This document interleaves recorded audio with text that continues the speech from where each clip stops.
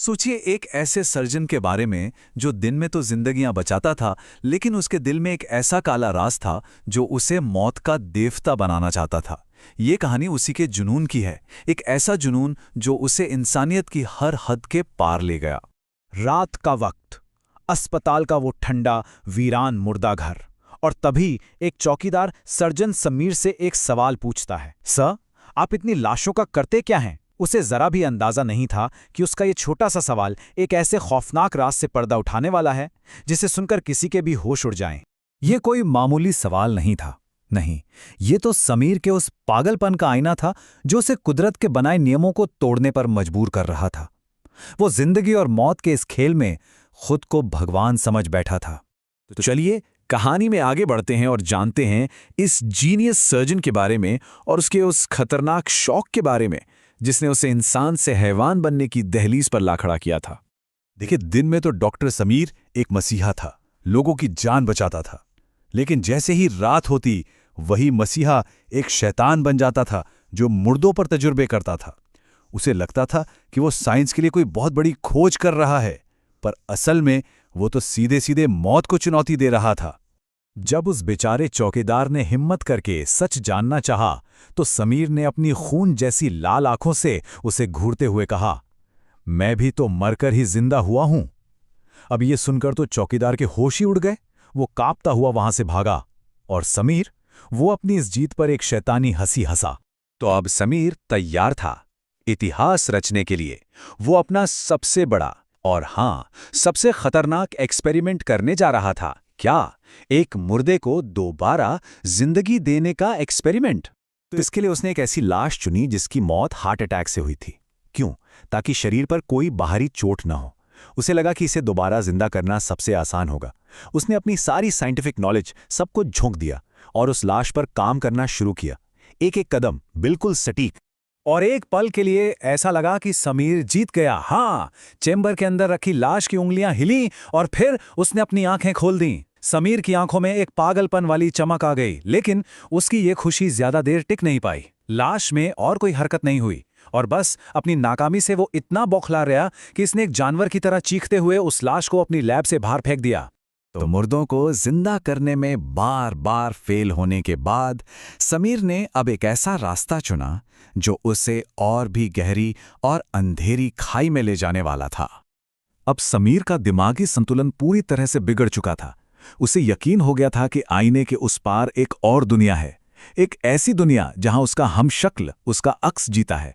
उसे लगा कि अगर वो अपनी परछाई को उस दुनिया से बाहर इस दुनिया में ले आया तो ये इंसानियत की सबसे बड़ी जीत होगी। और फिर वो दिन आ ही गया। उसका एक्सपेरिमेंट कामयाब हुआ, लेकिन इतना भयानक तरीके से कि उसने कभी सोचा भी नहीं होगा। आईने में उसकी परछाई अचानक एक जगह पर जम सी गई और उसे घूरने लगी। और सबसे डरावनी बात जानते हैं क्या थी? उसके दोनों हाथ खून से सने हुए थे। तो अब खेल पूरी तरह से पलट चुका था।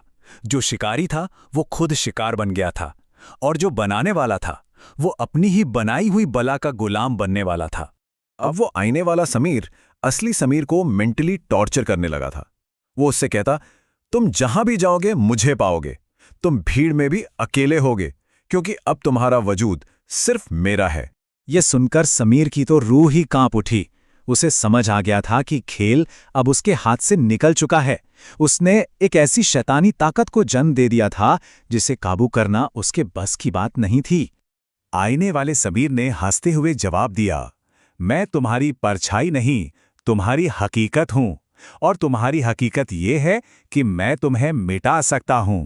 अब ये एकदम साफ था, समीर अपनी ही बनाई मौत के जाल में बुरी तरह फंस चुका था। अब इस खौफनाक सपने को खत्म करने के लिए समीर ने एक आखिरी कोशिश की। उसने पागलों की तरह एक भारी हथौड़ा उठाया और पूरी ताकत से आईने पर दे मारा। आईना चकनाचूर हो गया। एक पल के लिए उसे लगा कि उसने उस शैतान को हमेशा के लिए खत्म कर दिया है। लेकिन तभी उसे अपने पेट में एक तेज जलन भरा दर्द महसूस हुआ। उसने कांपते हुए नीचे देखा और उसकी चीख निकल गई। ठीक उसी जगह एक गहरा घाव था जहां हथौड़ा आईने पर लगा था। आईना तोड़ने से वो शैतान खत्म नहीं हुआ था, बल्कि अब वो समीर के जिस्म में समा चुका था। अब ये कहानी अपने सबसे खौफनाक मोड़ पे आ चुकी थी। एक ऐसा अंजाम जहां समीर को एक ऐसी सजा मिलने वाली थी जिसके आगे मौत भी एक तोहफे जैसी लगे। आईने के उन हजारों टूटे हुए टुकड़ों से धीरे धीरे समीर का हमशक्ल बाहर निकला।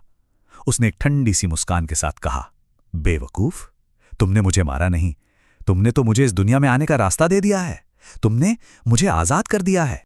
और फिर असली समीर के साथ जो हुआ वो किसी बुरे से बुरे सपने से भी ज्यादा भयानक था। उसकी स्किन कांच की तरह चमकने और पिघलने लगी। वो दर्द से चीखना चाहता था, पर उसके मुंह से सिर्फ कांच के टूटने की खौफनाक आवाज निकल रही थी। उसका पूरा का पूरा जिस्म एक जीते जागते आईने में बदल रहा था। उसके हमशक्ल ने उसकी इस हालत पर हंसते हुए कहा, तुमसे सबसे बड़ी गलती ये हुई कि तुम मुझे इंसान बनाना चाहते थे। अरे, मैं तो हमेशा से तुमसे बेहतर था। मुझे इंसान नहीं बनना था, मुझे तो इस दुनिया पर राज करना था, तुम्हारी जगह लेनी थी। तो अब समीर एक जीता जागता आईना बन चुका था और उसकी सजा ये थी कि वो अपनी ही जिंदगी किसी और को जीते हुए देखेगा। वो अपने हमशक्ल को लगने वाली हर एक खरोच, हर एक चोट को महसूस कर सकता था, लेकिन मौत उसे कभी नसीब नहीं होने वाली थी। और इस तरह समीर अपनी ही बनाई हुई सच्चाई के आईने में हमेशा हमेशा के लिए कैद हो गया। ये कहानी हमें एक सबक सिखाती है कि जब इंसान खुद को भगवान समझने की कोशिश करता है तो उसका अंजाम शैतान से भी बदतर होता है। Like, comment, share, and subscribe.